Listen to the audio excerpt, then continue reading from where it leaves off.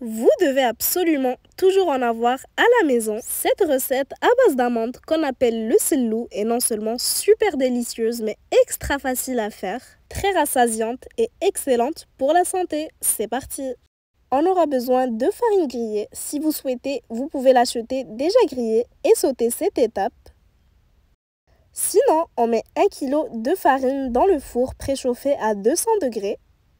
On la laissera pour un total de 1h30 en venant remuer régulièrement.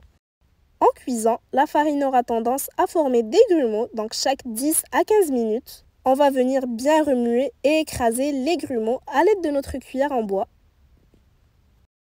Donc je vous montre vraiment toutes les phases de la farine. Elle va commencer à dorer petit à petit. C'est vraiment un classique que tout le monde adore. Et notamment idéal pour le ramadan car cela apporte énormément d'énergie. Et ce que j'aime aussi avec cette recette, c'est que vous pouvez en faire grande quantité car elle se conserve très bien sans problème.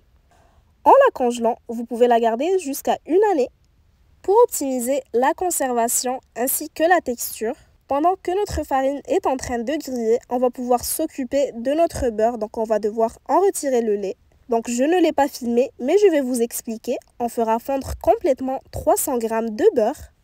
Ensuite, on le remettra au réfrigérateur et vous allez voir, c'est très simple. Le beurre aura durci, contrairement au lait. Vous récupérez le beurre qui a durci et c'est tout. Vous avez votre beurre clarifié. Sinon, vous pouvez l'acheter déjà clarifié.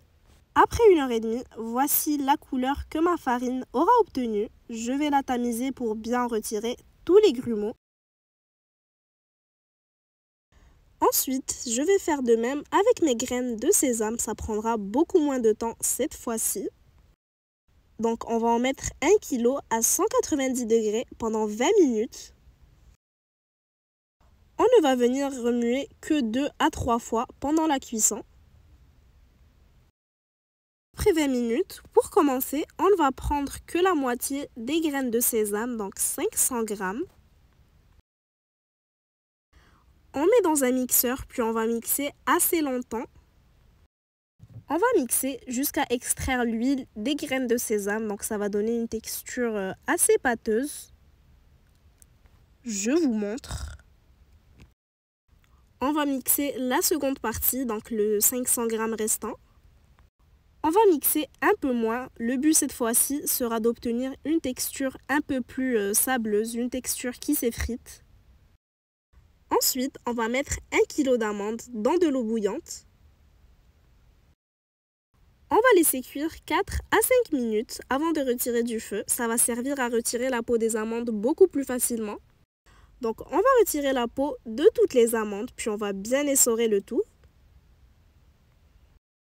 Si vous avez besoin de revoir certains ingrédients, tous les détails sont en description.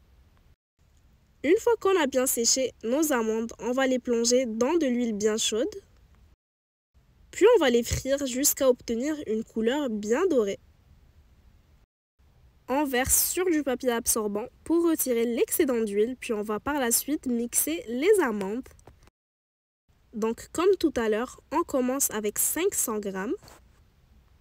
On va très bien mixer jusqu'à extraire l'huile pour obtenir une texture pâteuse, voire même un peu liquide.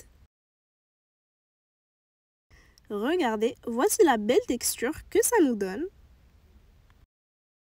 On met le 500 g restant dans le mixeur, puis cette fois-ci, on va mixer un peu moins, de sorte à obtenir une texture un peu plus sableuse.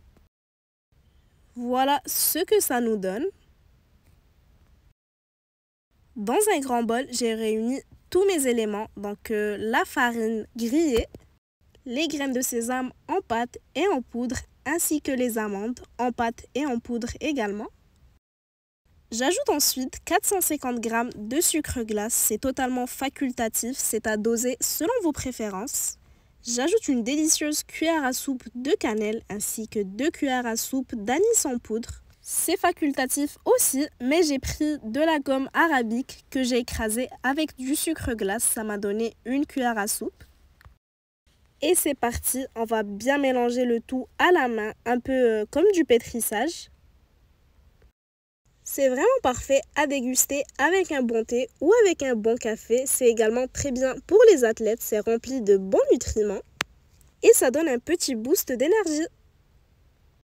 Si les recettes comme celle-ci vous plaisent, n'hésitez pas à me laisser un petit like pour me le faire savoir et pour m'encourager, ça me fait très plaisir. Et surtout, abonnez-vous pour n'en manquer aucune. Une fois qu'on a un mélange bien homogène, on reprend notre 300 g de beurre qu'on a clarifié ou qu'on a acheté déjà clarifié.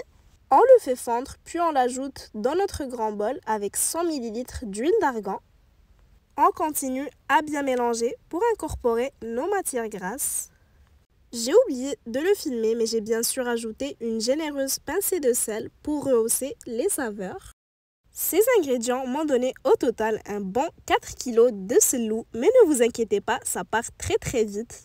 Comme je vous l'ai dit, vous pouvez également le congeler et le conserver jusqu'à 1 an, mais n'hésitez pas à multiplier ou à diviser les quantités selon vos besoins. Donc vraiment, on n'hésite pas à bien mélanger pour incorporer toutes les poudres de nos matières grasses. J'ai laissé toute la nuit ou bien 8 heures minimum à température ambiante, le temps que cela durcisse un tout petit peu jusqu'à pouvoir assembler un joli dôme comme celui-ci. Je décore joliment la surface avec des morceaux d'amandes. On peut également mettre des amandes en poudre, c'est vous qui voyez. Et voilà, votre délicieux selou est déjà prêt. C'est vraiment la collation idéale. Ça fond en bouche, c'est délicieux et c'est super facile à faire. Tout le monde sera impressionné.